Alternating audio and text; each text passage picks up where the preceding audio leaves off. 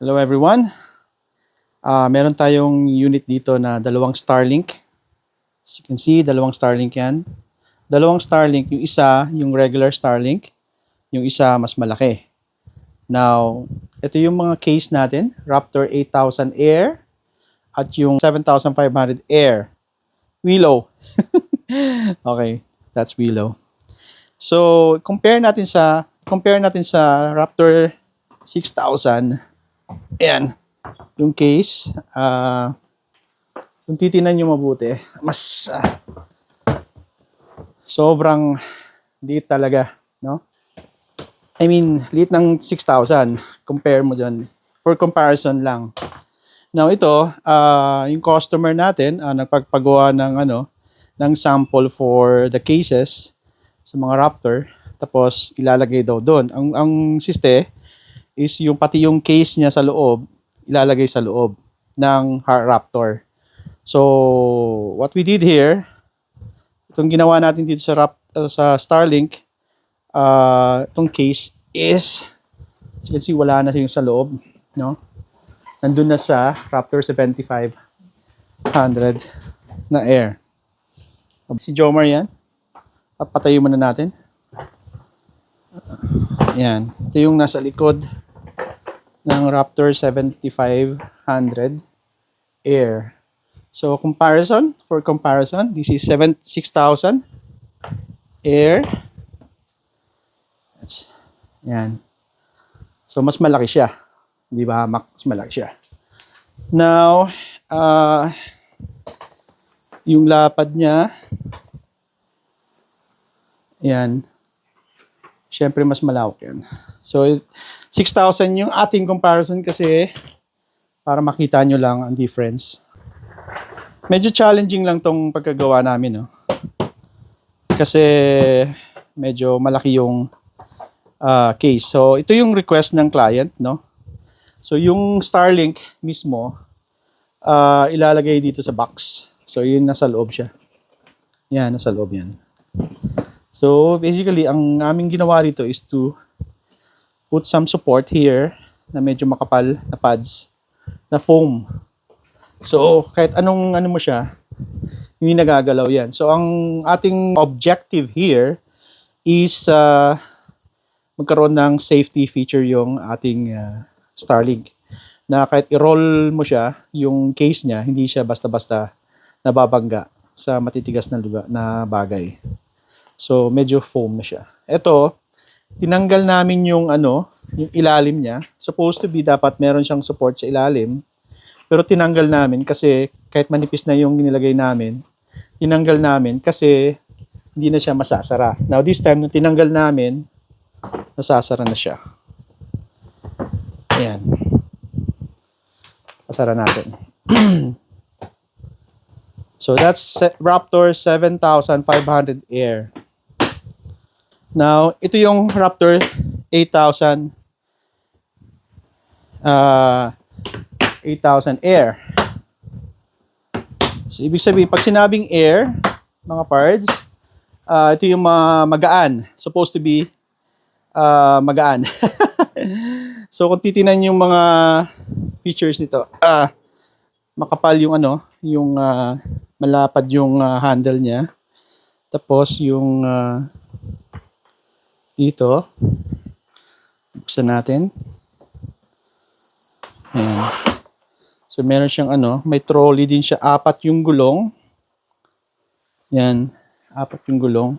So, idadaw mo lang siya ng ganun. Ikaw nga. Ganun mo.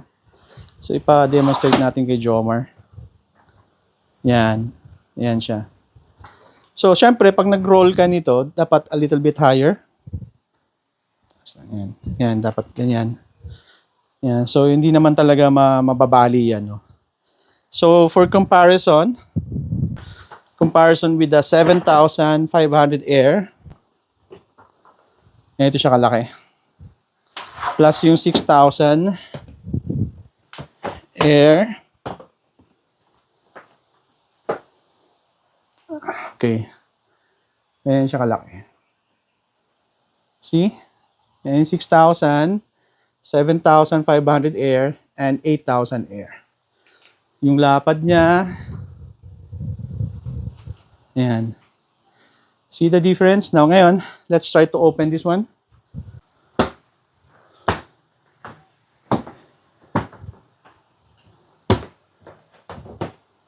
Yan. So ang ginawa namin dito, since tong Starlink na to, medyo malapad at malaki, ginawa namin dito is this. Ginilagyan namin siya ng lead organizer. Ang lead organizer, ang purpose nito is yung mga cables, no? Mga other accessories na gusto nyo ilagay dyan, pwede. So nilagyan namin ng ganito para well protected, no? Para mas okay siya. Tapos yung pag ito yung niya, yung case niya. Pagpagin mo nga. Yan yung Starlink. So yan yung gusto ng client ng Starlink na nakalagay yung mismong antenna nila dyan. So ayan. Ayan, tapos lalagay ito. Support. Then cover this one. Ayan. Yeah.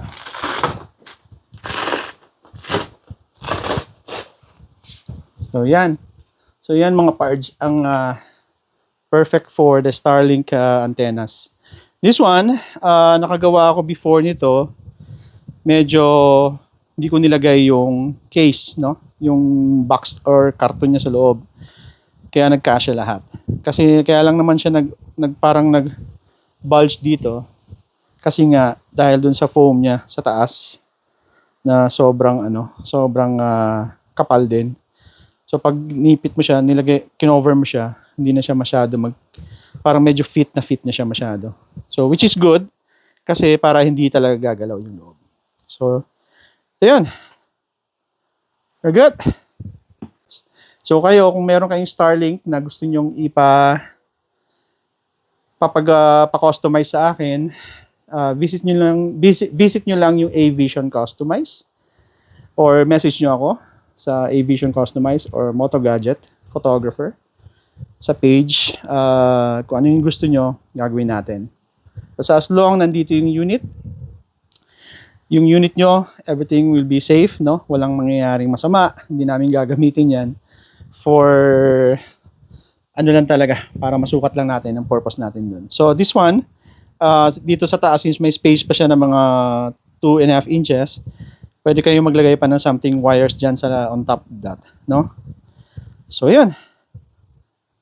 Thank you so much for watching, guys. And please do subscribe to my channel.